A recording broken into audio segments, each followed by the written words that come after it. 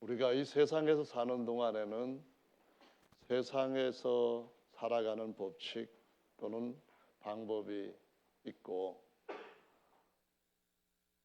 또 세상에서 살지만은 하나님 나라의 시민권을 가지고 하나님의 백성 또는 하나님의 아들로 살아갈 때는 세상의 법칙이나 방법과 다르게 하나님의 방법 또는 하늘나라의 길을 따라서 살아가게 되죠.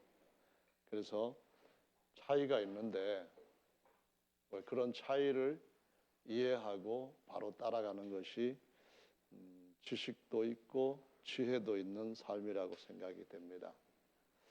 인도에 몇 번 갔는데 인도는 인도가 없습니다. 뭔 얘기냐 하면은 우리 같으면은 이렇게 사람 다니는 길하고 차 다니는 길하고 구별하고 또 이렇게 울타리도 쳐가지고 보행자들을 돕고 보호하고 하는데, 인도에 가보면은 따로 그 넓은 땅에 인도가 없이 그냥 막 차에 가는 길인지 또 사람이 가는 길인지 인도인지 잘 구별이 안 됩니다.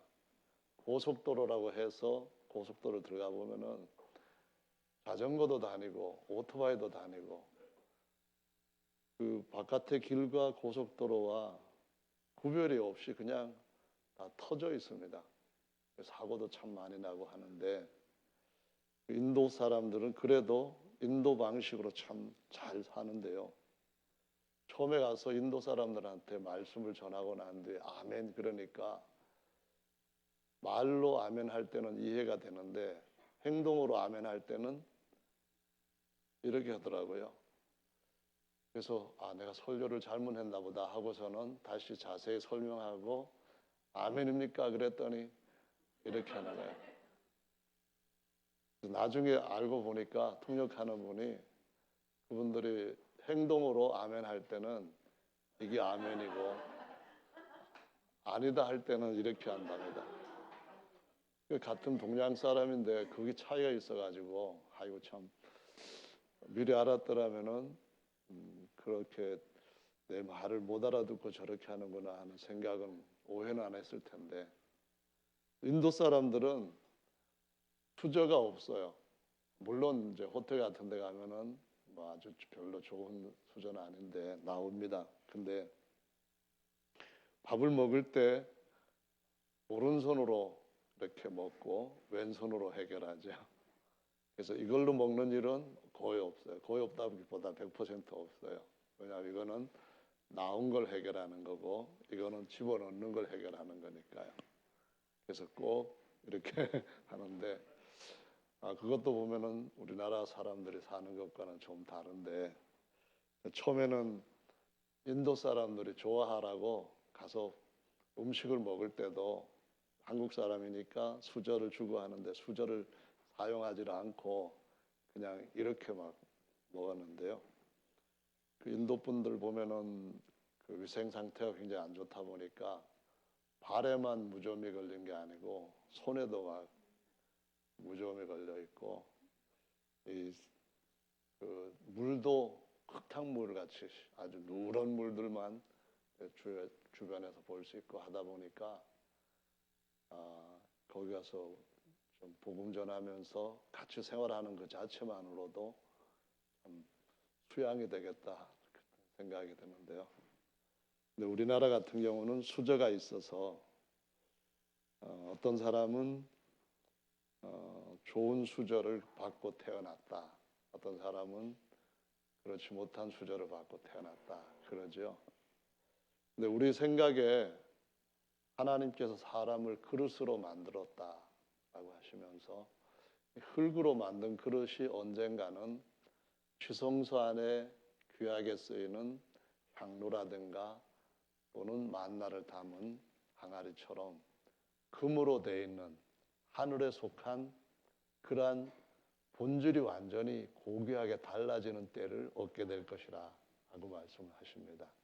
그래서 이 흙그릇이 철장으로 깨지질 않고 하나님의 손에 의해서 그 하나님이 주시는 성령의 불에 의해서 재련되고 할 때 정말 완전한 순금으로 정금으로 하나님의 모든 것을 담을 수 있는 그릇이 된다고 말씀을 하십니다. 그래서 저 여러분들이 흙그릇을 따라 살지 않고 흙그릇은 그냥 깨면서 그릇 안에 있는 존귀한 것이 나오도록 사는 삶이 주님 앞에서 정말 잘 사는 삶인 줄로 믿습니다. 그래서 그런 의미에서 그릇은 이제 받아서 누린다 하는 의미로 담는 것을 상징하는데, 그다음에 수저라고 하는 것은 담긴 것을 우리가 누릴 수 있는 거죠. 맛있게 먹는 것 같이 그런 수단이 되는데, 우리가 모두가 다 사실은 금수저를 물고 나오는 것은 아니고 다 흙그릇으로 만들어진 것처럼 부자든 가난한 자든 예외 없이 하나님께서 가난한 자에게 복음을 전하라고 하신 말씀처럼 전부 다 가난한 흙수저를 물고 나옵니다. 그런데 예수님 안에서 우리가 그분과 함께 무엇과도 바꿀 수 없을 만큼의 풍성함을 영원히 누릴 수 있는 금수저로 후사가 될 것이라고 말씀을 하십니다. 근데 거기에 대한 말씀이 오늘 골로새서 1장의 본문에서 나타나고 있는데요. 먼저 13절의 말씀은 하나님이 우리를 흑암의 나라, 사망의 나라, 죄가 지배하는 나라, 영원한 멸망과 고통을 수치를 받을 나라에서 옮겼다고 말씀합니다. 어디로 옮겼냐 하면은 하나님의 아들의 사랑의 나라, 그의 사랑의 아들의 나라로 옮기셨다라고 말씀합니다. 그러니까 죄에서 해방시키시고 우리를 하나님의 아들 신분으로 새로운 신분을 주심으로 우리가 아들의 나라 속에 한 부분이 되었다고 가르쳐 주시고 있습니다. 14절의 말씀에 오니까 그것은 그의 안에서, 그 아들 안에서 구속, 곧 죄사함을 얻었고 뿐만 아니라 그 아들의 영으로 말미암아 거듭남을 얻어서 하나님을 아바라고 부를 수 있는 자리로 우리가 새롭게 신분을 얻고 그 자리에 안침을 받았기 때문이라고 말씀하고 있습니다. 15절에 보면은 그는 보이지 아니하시는 하나님의 형상이요 라고 했는데요. 여기 그는 당연히 사랑의 아들, 또 그 아들 안에서 구속함을 얻었다고 하는데 아들을 말하는 겁니다. 정확하게 하나님의 아들 그리스도 예수를, 하나님과 사람 사이에 중보자도 하나이신데 사람이신 그리스도 예수 안에서 구속함을 얻었다라고 말씀합니다. 그래서 이 아들이라고 하는 그 놀라운 신분이 얼마나 대단한 신분인가 하면은 2장 2절의 말씀에 보면은 골로새서 2장 2절인데 저희로 마음의 위안을 받고 사랑 안에서 연합하여 원만한 이해의 모든 부요에 이르러 하나님의 비밀인 그리스도를 깨닫게 하려 함이라. 그 안에는 지혜와 지식의 모든 보화가 감추어 있느니라 라고 말씀합니다. 그래서 하나님의 아들을 아는 것이 아버지를 아는 지혜입니다. 비밀이고요. 하나님의 아들을 보는 것이 보이지 않는 하나님을 볼 수 있는 겁니다. 하나님은 한 분이시니 그는 만왕의 왕이시고 만주의 주님이신데 보이지 아니하시고 아무도 보지 못하였고 영원토록 볼 수 없는 분이라고 말씀하십니다. 그런데 그분이 아들을 자기의 형상으로 삼으셨습니다. 그래서 이 아들이 보이지 않는 하나님을 영원히 볼 수 있는 유일한 볼 수 있는 아이콘과 같습니다. 그래서 형상이라고 하는 단어가 그와 같은 의미도 같이 갖고 있는데 아들을 영접해야 아버지를 영접한다고 말씀하시면서 5절에 말씀드렸던 것처럼 아들이 있는 자는 아버지가 있고 아들을 부인하는 자에게는 아버지도 없다고 말씀하시는 이유는 그분이 아버지와 아들과 하나로서 하나님의 형상이 되었고 그 형상이신 그분을 볼 때, 그분을 경배할 때 비로소 하나님을 보는 것처럼 보는 것이고, 그분을 영접할 때 하나님 아버지를 영접하는 것처럼 하나님께서 하셨기 때문에 그 중보자이신 분을 우리가 제쳐놓고서는 하나님을 볼 수도 없고 영접할 수도 없고 모시고 영원히 거할 수도 없다고 말씀을 하십니다. 그래서 아들 안에는 하나님의 모든 보화가 다 있습니다. 하늘의 모든 귀한 것들이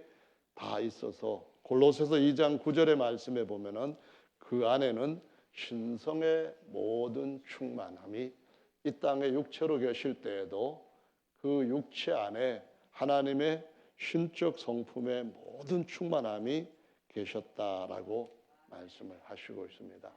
그래서 이 아들을 뭐 다른 계획이나 생각이다 이런 말로 바꾸는 것은 정말 하나님의 말씀의 비밀과 지혜를 깨닫지 못하는 곁길로 가는 것이 된다라는 말씀입니다. 그래서 15절 말씀에 보시면은 이 아들은 하나님의 형상이고 모든 창조물보다 먼저 나신 자다라고 말씀합니다. 창조물은 하나님께서 만드신 것들을 전부 가르치는데, 창조하였다는 말은 하나님의 손에 의해서 피조된 모든 것들을 의미하는 겁니다. 거기에는 시간도 공간도 천사도 또 뭐 능력이나 권세나 보좌나 어떤 것이든지 간에 다 하나님께서 만드셨기 때문에 존재하는 거죠. 원래 하나님은 스스로 계시는 자다라고 성경에서 자신을 나타내신 것을 신약과 구약에서 증거하고 있습니다. 그분이 어떻게 존재하게 되었을까? 우리는 모릅니다. 그분은 어떤 분인가? 알 수 있는 것은 그냥 계시는 분입니다. 아무것도 없을 때도 계시는 분입니다. 그래서 히브리 말로는 예흐예라고 할 때 계신다 또는 나 있다, 그런 의미로서 모세에게 자신의 존재와 성함을 알리신 것이고, 원래 어떤 존재와 자신을 구별시키기 위해서 붙여진 것이 가장 큰 특성을 따라서 만들어진 이름, 성함입니다. 그 성함이 어떤 다른 존재와 같은 관계를 맺을 때에 거기에서 발생하는 이름들이 있는데 이를 가리켜 직함들이라고 말을 합니다. 그래서 성함이라고 하는 이 의미는 하나님이 본래부터 가지고 계시는 가장 근본적인 그분의 특성을 의미하는 것이죠. 그래서 하나님이 스스로 계시는 분이셨는데 그분이 아들을 낳으셨고, 아들을 낳으심으로 그분이 스스로 계시는 분이 아들을 낳으신 아버지가 되셨다라는 말씀입니다. 그래서 아버지 하나님 이렇게 말하는 것은 영어로 말할 것 같으면은 Father God, 아버지 하나님이라는 말을 아버지인 하나님, 그러니까 하나님이신 아버지, 그런 의미로도 쓸 수가 있는데, 하나님께서 스스로 계실 때에 그분이 계시는 피조하기 전에 어떤 영역에서 초월적으로 계신다. 그래서 그것을 하늘이라고 하고 하늘에 계시는 분 해서 우리말로는 하나님이라고 말합니다. 그래서 스스로 계시는 분과 계시는 영역을 연계해 가지고 직함으로 부를 때 하나님이시고, 그 하나님이 아들을 낳으셨을 때에 아버지 하나님이라고 표현하죠. 그래서 아버지께서 아들을 낳으셨을 때에 아버지가 낳으신 아들은 어떤 아들입니까? 앞에 보면은 13절에 사랑의 아들의 나라, 아들 안에서 구속함을 얻었다, 뭐 이렇게 말할 때 우리를 위하여서 속죄 제물이 되시기도 하시고, 또 우리를 위하여서 사람이신 그리스도로 중보자가 되신 그 아들, 그를 가리키는 것입니다. 그래서 그 아들이 모든 창조물보다 먼저 나셨다 했는데, 이 먼저 나신 자가 프로토코스라고 하는 헬라어를 씁니다. 프로라는 말은 앞에 그 말이고요. 또는 토코스는 나신 자, 태어난 자, 이제 그런 말을 쓰죠. 그래서 하나님께서 아들을 다른 모든 것들보다 먼저 낳으셨다 하는 의미는 우리한테 하나님께서 우리의 삶을 얼마만큼 존귀하게 하실 것이고 얼마만큼 충만하게 하실 것인가 하는 것을 단적으로 보여주는 굉장히 중요한 하나님의 아들에 대한 계시입니다. 왜냐하면은 그가 오늘 이어지는 말씀에서 보시는 것처럼 만물이 그에게 창조되되라고 했는데요. 여기 그 에게라고 하는 그 대명사 3인칭 대명사 밑에 붙어 있는 전치사는 원래 엔이라고 하는 헬라어로 그에 의하여 또는 그를 인하여 그분 때문에 이런 의미로 번역되고 사용되는 단어입니다. 그래서 16절에 보면은 모든 창조물이 하나님께서 창조를 하실 때에 그를 위하여 창조하셨다. 그에 의하여서 그 때문에 창조하였다. 그런 말씀인데요. 거기에 뒤에 보시면은 16절 뒷부분에 다 그로 말미암고 그를 위하여 창조되었고라고 말씀을 했습니다. 여기 위하여도 역시 무슨 뜻인가요? 바로 모든 피조물들이 다 하나님이 지으신 것이 정말 굉장하지만은 그 굉장한 것들이 다 하나님의 아들을 위하여 하나님 때문에 만드셨다는 거예요. 어떤 경우에는 우리 부모들이 정말 살기 힘들 때가 있습니다. 어떤 경우는 생활에 짐이 너무 무거워서 살기 힘들 때도 있어요. 그래서 삶을 포기하고 싶을 때가 있는데 그럴 때에도 부모님들이 마지막 그 어려운 삶을 지탱하고 이기는 또 다른 힘이 있어요. 어디서부터 오는가 보면은 자식들 볼 때에 자식들 때문에 자식들 인하여서 차마 그러지 못하겠다. 그렇게 마음을 먹고 어려운 일들을 극복하고 좋은 날을 봅니다. 막 사람들이 부부가 처음에는 정말 천하 무엇보다도 더 사랑하는 것처럼 만났는데 한 50년 사는 동안에 보면은 사랑의 대상이 아니고 집안에서 제일 어려운 왼수가 될 수가 있습니다. 그러다 보니까 이혼해야지, 오늘 아침에 일어나면은 이혼해야지, 저녁에 잘 때는 내가 반드시 내일 이혼 도장 찍으러 법원에 갈 거야.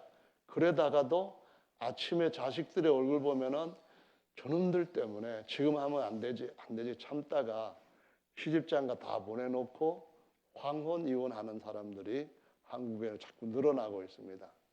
그럴 때 그것이 뭐냐면은 정말 견디기 힘든데도 불구하고 아들을 인하여서 아들 때문에 아들 위하여서 참고 이긴다 그런 말입니다. 바로 그런 표현이 오늘 여기에서 하나님께서 모든 만물을 창조하실 때에 그냥 스스로 계시는 그분한테는 부족함도 없고 또 대단한 변화 같은 것도 없는 분입니다. 그냥 완전하고 절대적이고 그냥 충만하신 분인데 그분 혼자 계시는 것이 더 좋은 것보다는 덜 좋으니까 더 좋은 것을 전지하신 하나님이 아시고 그거를 행하시는 거예요. 그게 뭐냐면 바로 아들을 낳으시고 아들을 위하여서 그분이 전지하시고 전능하신 지식과 능력을 다 동원해서 모든 것들을 만드셨다는 겁니다. 모든 것들이 다 아들 때문에 아들 통하여서 아버지께서 만드셨다는 거예요. 권세나 능력이나 보좌나 또는 그 어떤 것이든지 간에 만물이라고 하는 것 안에 들어가 있는 것, 하나님이 만드신 것들이라고 하는 것 안에 들어가 있는 모든 것들이 다 아들을 위하여서 아들을 인하여서 아들 때문에 만드셨다라고 말씀하십니다.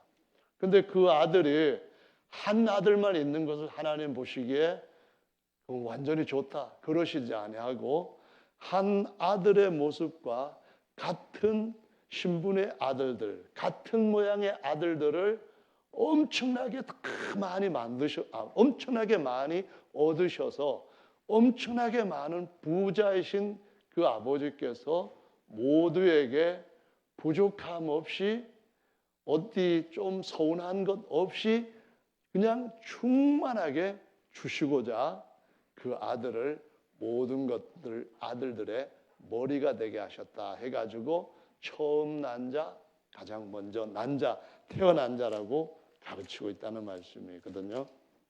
히브리서 1장으로 한번 가서 보시겠습니다. 히브리서 1장 말씀인데 2절 말씀 읽어보겠습니다.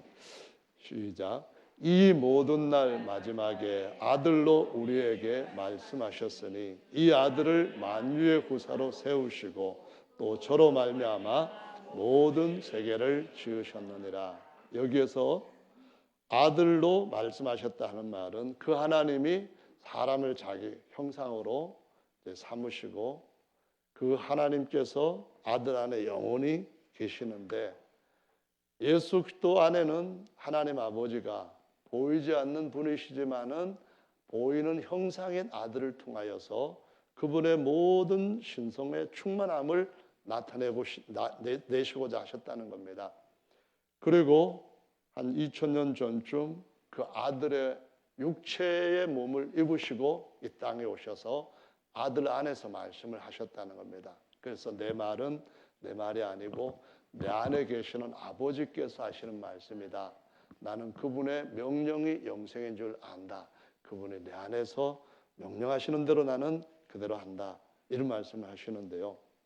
중요한 것은 그 아들이 어떤 아들이냐 하면은 하나님이 주신 모든 것의 후사라는 말씀입니다.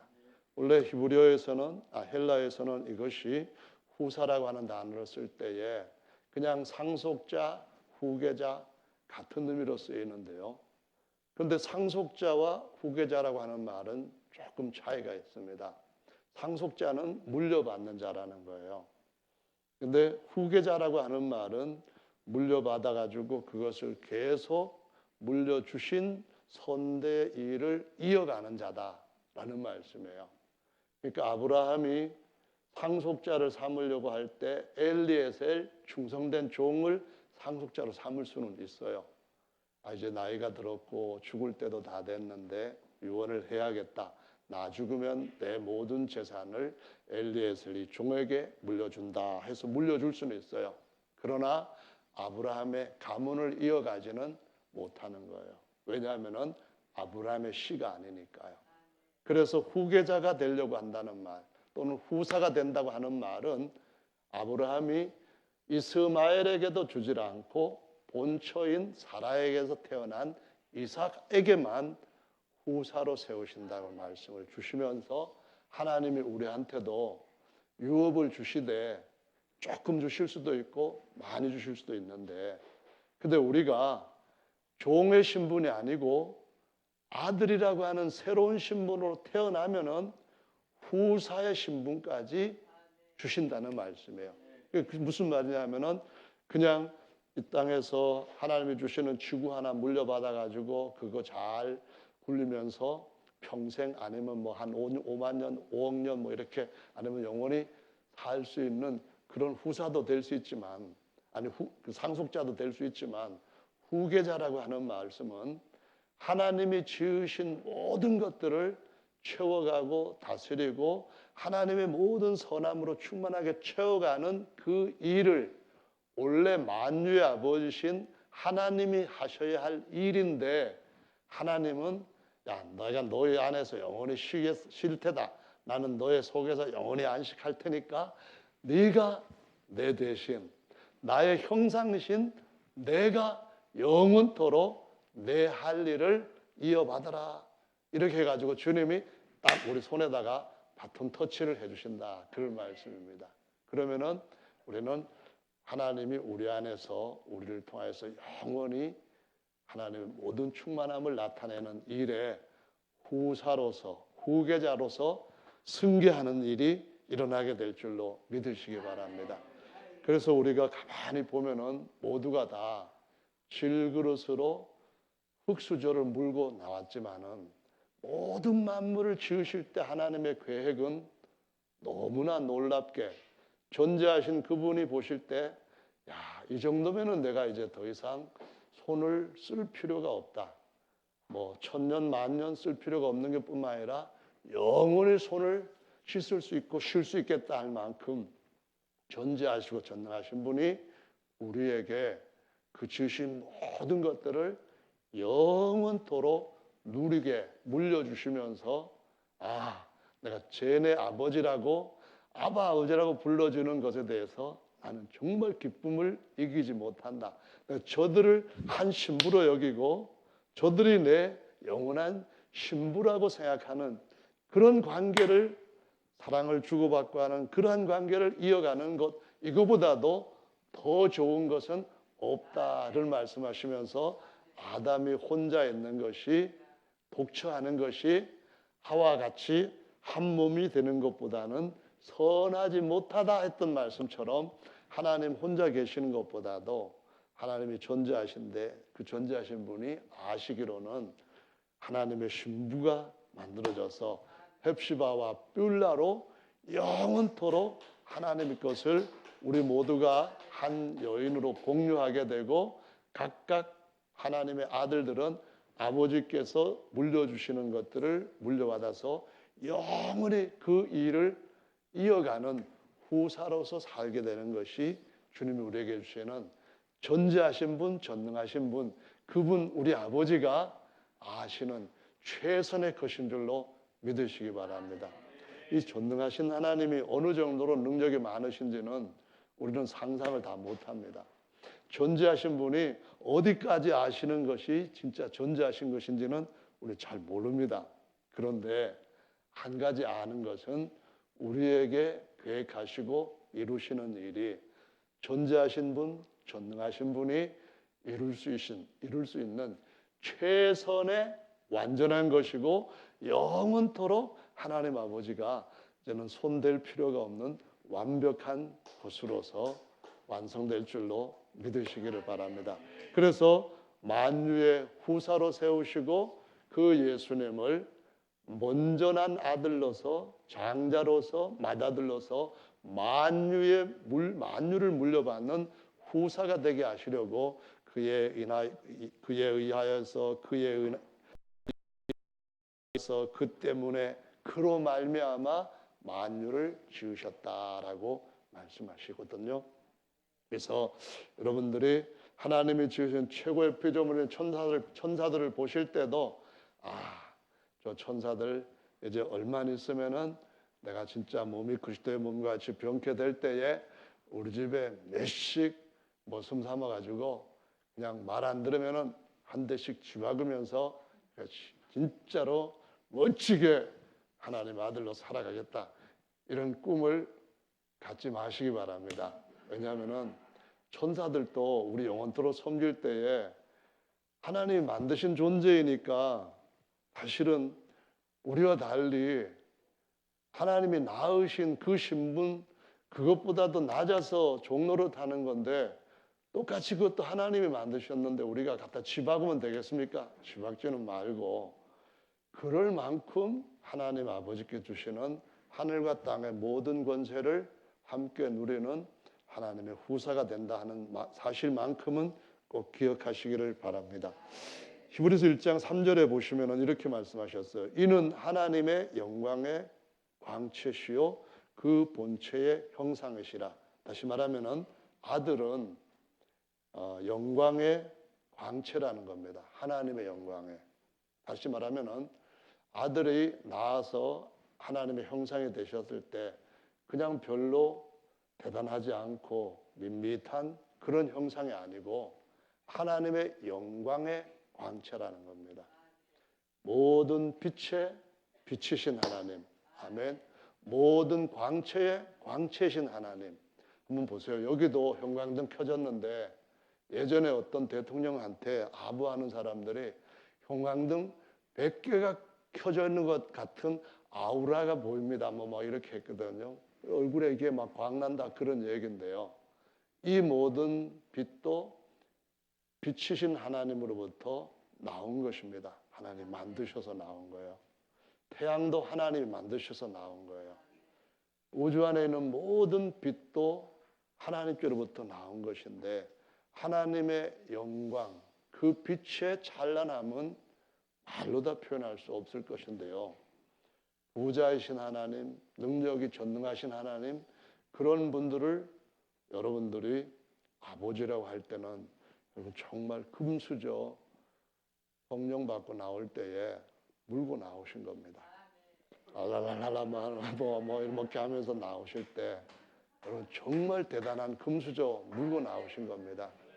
근데 살아가는 동안에 좀 고난이 있다고 해가지고 아유 예수님 믿는 게 이렇게 힘든데 차라리 그냥 더도 말고 덜도 말고 명동에는 땅 한 500평만 그냥 주시면은 더 이상 바라지 않겠다.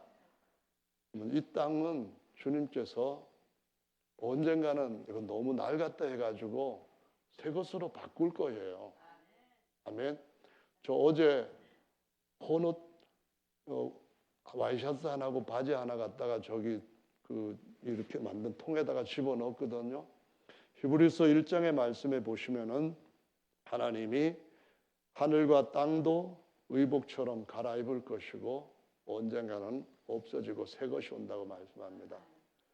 근데 이런 하나님의 영광을 아는 빛을 하나님 우리에게 마음속에 비춰주셨는데 성령이 계속 임재해야만 어둠이 우리를 침범하지 못하고 빛의 아들로 살아갑니다. 세상에 있는 사람들처럼 밤에 먹고 마시고 취하잖아요.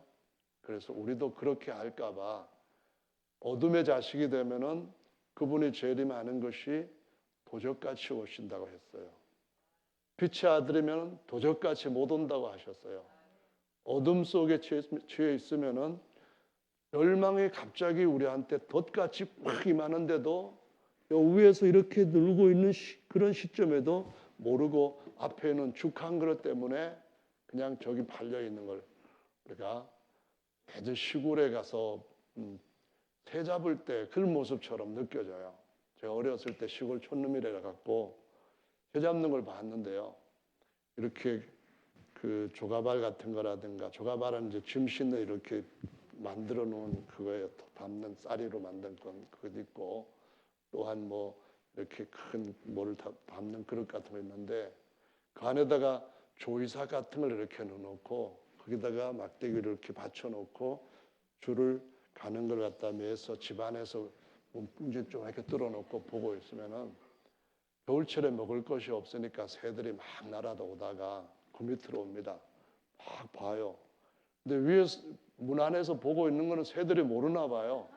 보고 막 오다가 안으로 조금 들어오고 탁 먹고서는 얼른 나오다가 탁 먹고 나오다가 괜찮네.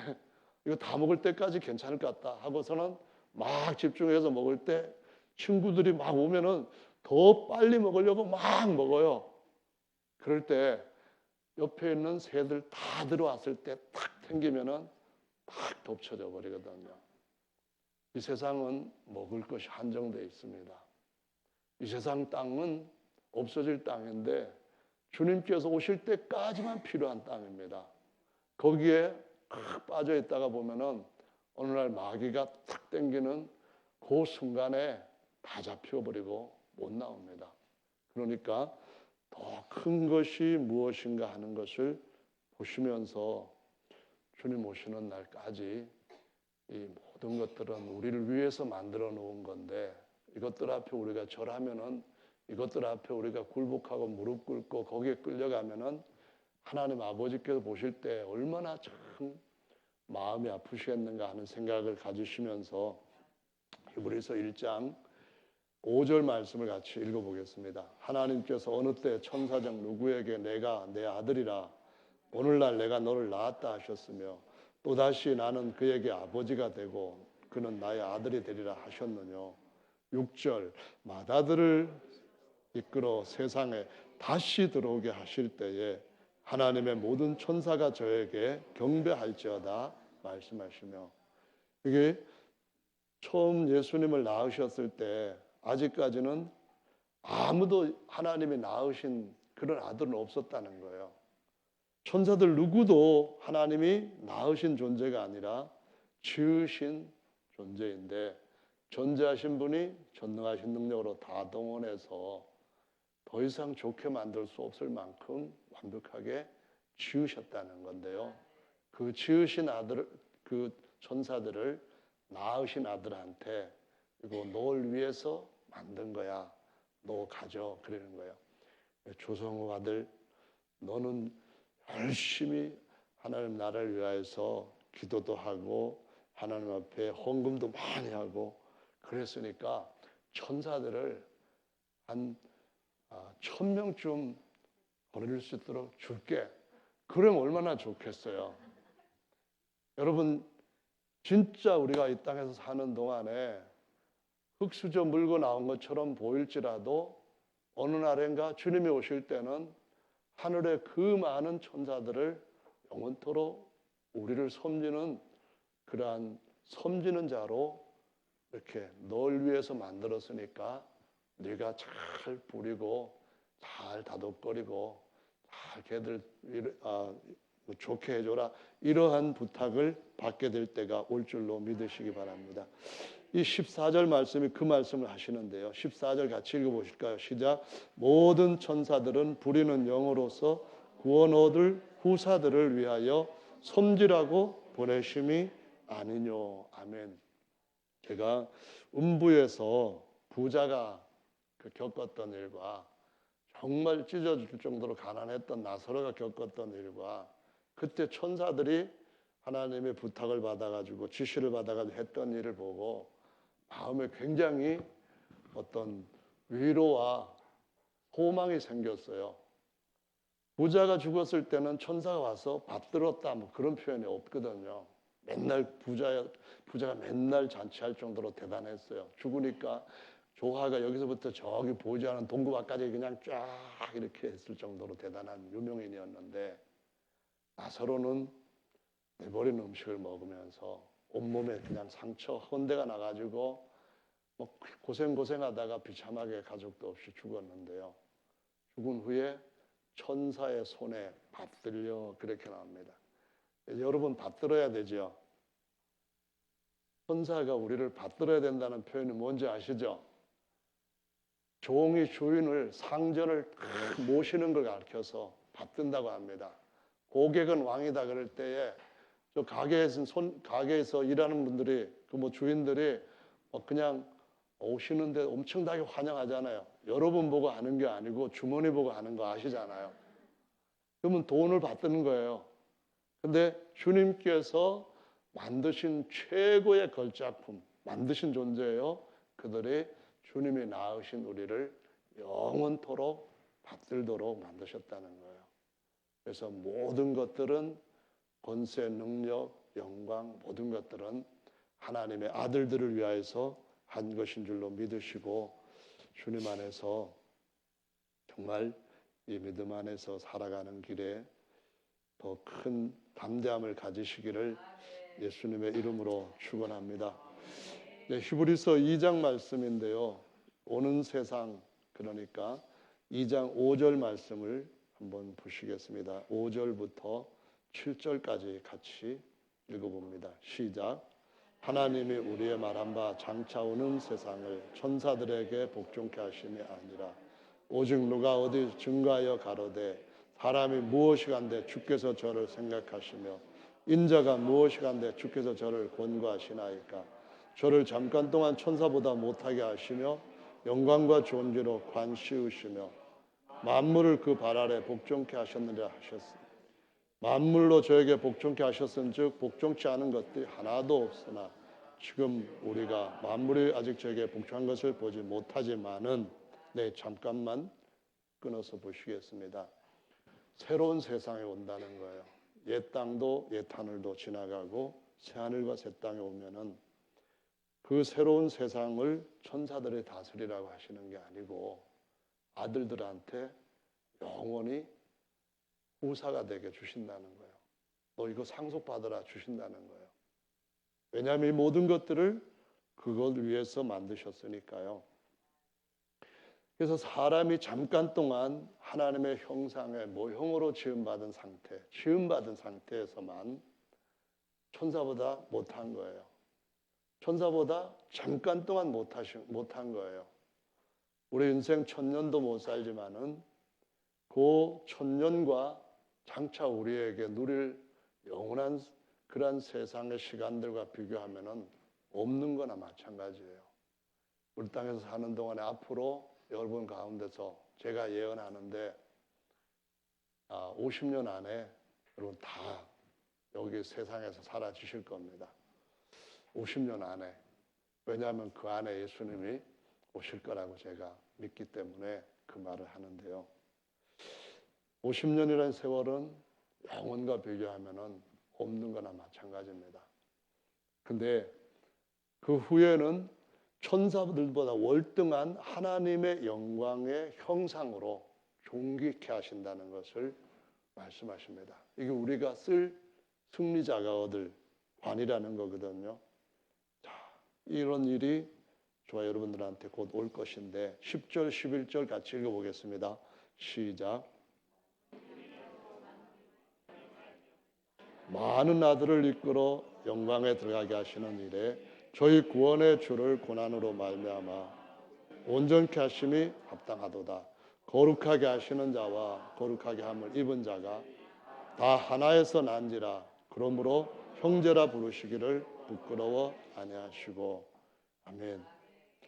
네, 제가 이 말씀에서 정말 은혜를 느끼는 것은 거룩하게 하시는 분이 독생자이신데 다시 오실 때는 맏아들로 오신다고 했고, 맏아들이시라고 하는 말은 주님이 우리들도 하나님 한 분 안에서 다시 나게 하셨기 때문에, 그래서 독생자 신분이 맏아들 신분이 되고 우리를 보고 아들이라고 형제라고 부르기를 그 아버지도 부끄러워하지 않고 그 그리스도이신 독생자이신 그분도 부끄러워하시지 않는다고 말씀합니다. 성령이 그 모든 것에 대한 보증으로 우리한테 있다라고 말씀하십니다.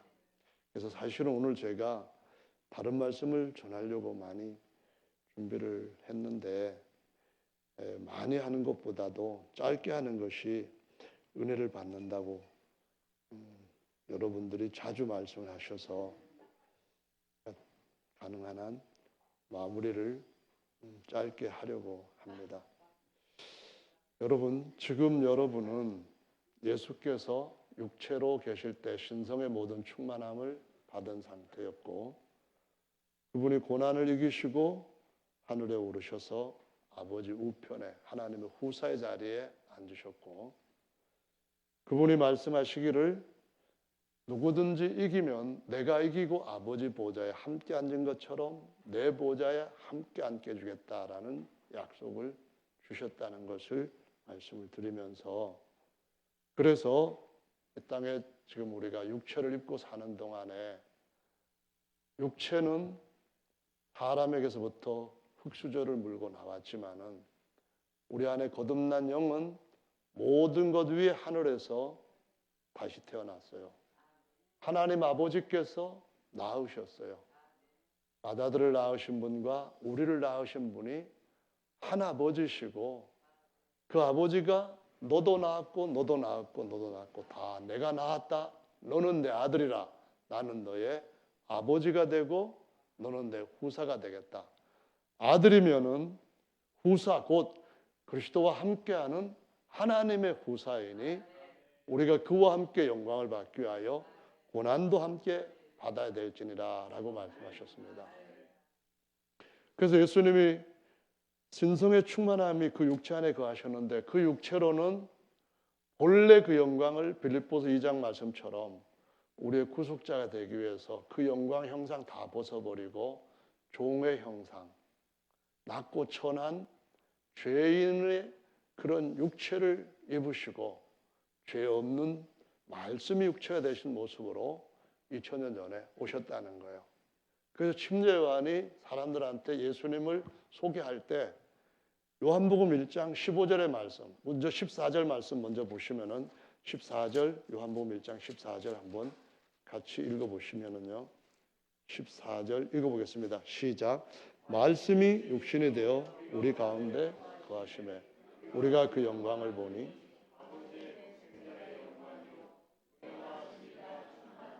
예, 하나님이 원래 아들을 영광의 광채의 형상으로 낳으셨는데 죄 지었기 때문에 첫사람 아담 죄, 그 사람의 후손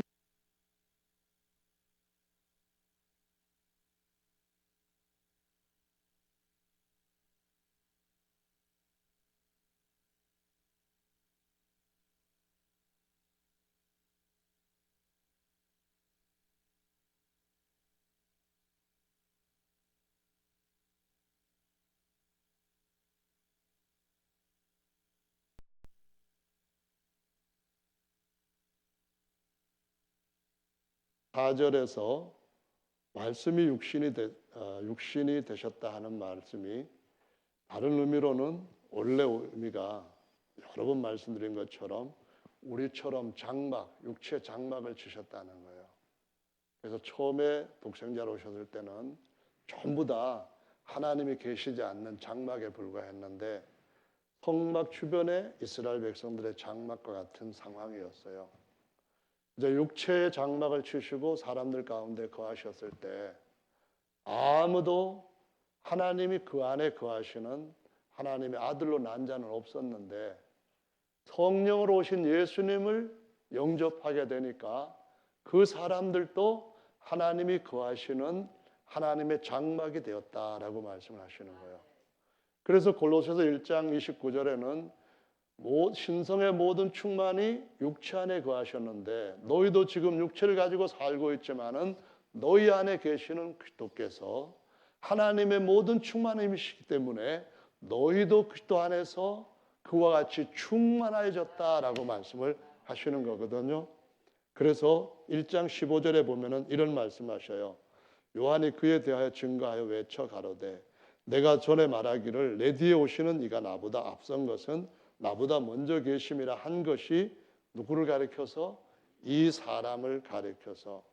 예수님이 육체를 입고 오셔서 다윗의 자손이 되셔서 사람의 아들 이새의 가지가 되셨어요.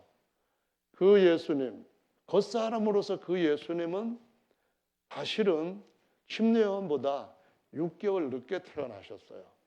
그런데 예수님의 속, 하나님이 아들을 여인에게 보내셔서 그 여인 안에서 말씀이 육체가 되게 하셔서 종의 형상을 입고 이 땅에 장막을 치시고 나오게 하셨을 때 그 안에 계시는 하나님의 아들로는 모든 피조물보다 먼저 난 자이시기 때문에 뭐라고 표현하는가 하면은 내 뒤에 오시는 그 사람이 나보다 훨씬 더 앞섰다 이 말씀하시는 거예요. 26절 또 읽어보겠습니다. 요한이 대답하되 나는 물로 침례를 주거니와 너희 가운데 너희가 알지 못하는 누가 섰어요? 한 사람이 섰으니 곧 내 뒤에 오시는 그이라. 나는 그의 신들매 풀기도 감당치 못하겠노라 하더라. 그 신발 신고 오신 분이에요. 사람들이 침례 주는데 거기 무리들 가운데 모여있는 그분이에요. 그분이 나보다도 먼저 계시는데 앞서 계시는데 그 이유는 그 속 사람은 하나님의 영광의 광채와 그 본체 형상으로서 본래 우리의 모습을 그와 같은 모습으로 하나님이 더딥혀 주시기 위해서 하나님이 영원히 자신의 영광을 나타내실 그분의 형상이시다 그런 말씀이에요. 30절 또 읽어보겠습니다. 내가 전에 말하기를 내 뒤에 오는 사람이 있는데 나보다 앞선 것은 그가 나보다 먼저 계심이라 한 것이 이 사람을 가리킴이라.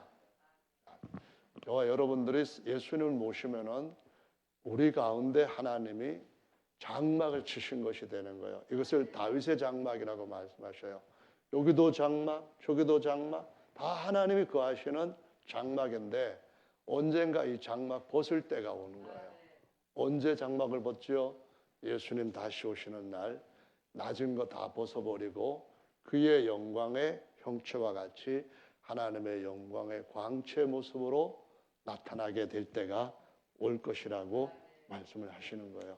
그래서 그 안에 하나님이 영원히 거하시고 하나님이 그를 후사로 삼으셔서 하나님의 모든 충만함으로 만유를 채우게 하시는 일을 우리가 그분을 한 머리로 하는 한 세 사람의 지체로서 연합이 되어서 만유를 영원히 충만하게 채울 날이 이제 곧 오게 될 줄로 믿으시기 바랍니다. 이 말씀이 이제 요한복음 17장에서 가장 선명하고 풍성하게 기도 가운데서 나타나는데요. 17장 말씀으로 가서 한번 보시겠습니다. 17장 5절 말씀을 보시는데 아버지여 창세 전에 내가 아버지와 함께 가졌던 영화로서 지금도 아버지와 함께 나를 영화롭게 하옵소서. 여기에 아버지와 함께 가졌던 영화가 뭐예요? 그는 하나님의 영광의 광채시요 그 본 존재에 보이게 하시는 형상이다. 그 말씀입니다. 근데 지금 왜 영광을 못 받으셨어요? 우리의 수치를 대신 지기 위하여서 종의 형상, 죄인의 육체를 같은 것을 입고 대신 저주를 감당하시겠다는 거예요. 이제 근데 부활하시면은 수건 벗어버리듯이 벗어버리고 영광을 다시 입게 될 줄로 믿습니다. 아멘. 그래서 이 말씀 주에 또다시 한번 24절 말씀을 읽어보시겠어요? 17장 24절 시작. 아버지여 내게 주신 자도 나 있는 곳에 나와 함께 있어 아버지께서 창세 전부터 나를 사랑하심으로 내게 주신 나의 영광을 저희로 보게 하시기를 원하옵나이다. 왜 보라고 하셔요? 봐라 야고르지 그게 아니라 하나님의 아들이면 후사 그리스도와 함께하는 하나님의 영광의 후사가 되게 하시려고 그런 줄로 믿습니다. 이것을 다른 말로 하면은 21절부터 23절 말씀에서 가르쳐 주고 있는 건데요. 한번 21절로 23절을 읽어보겠습니다. 시작. 아버지께서 내 안에 저희도 다 하나가 되어 우리 안에 있게 하사 세상으로 아버지께서 나를 보내신 것을 믿게 하옵소서. 내게 주신 영광을 내가 저희에게 주었사오니 이는 우리가 하나가 된 것 같이 저희도 하나가 되게 하려 함이니이다. 곧 내가 저희 안에 아버지께서 내 안에 계셔 저희로 온전함을 이루어 하나가 되게 하려 함은 아버지께서 나를 보내신 것과 또 나를 사랑하심 같이 저희도 사랑하신 것을 세상으로 알게 하려 함이로소이다. 아멘. 예수님이 맏아들로서 하나님과 하나 되시고 하나님의 형상이시고 영광의 형상이시고 신령한 형상을 입으셨고 우리도 그가 다시 오시는 날 빌립보서 3장 21절 말씀처럼 우리의 낮은 몸을 자기의 영광의 형체와 지병케 하실 것이고 그때는 모든 지은 것들을 우리를 위해서 지으셨으니까 우리는 만주가 될 것이고 만물은 우리 발 아래서 영원히 하나님의 충만함으로 우리가 다스리며 채워가는 복을 누리게 될 줄로 믿습니다. 그 복이 우리 가운데서 더 충만하게 마치 강물처럼 사막을 살리는 생명수처럼 우리 속에서 먼저 사람들한테 일어나고 사람들이 거하는 땅에 일어나는 그러한 일로 명실공히한 하나님의 후사로서 왕노릇하는 여러분들 다 되시기를 예수님의 이름으로 축원합니다. 아멘. 다 같이 하나님 앞에 기도하는 시간 갖겠습니다.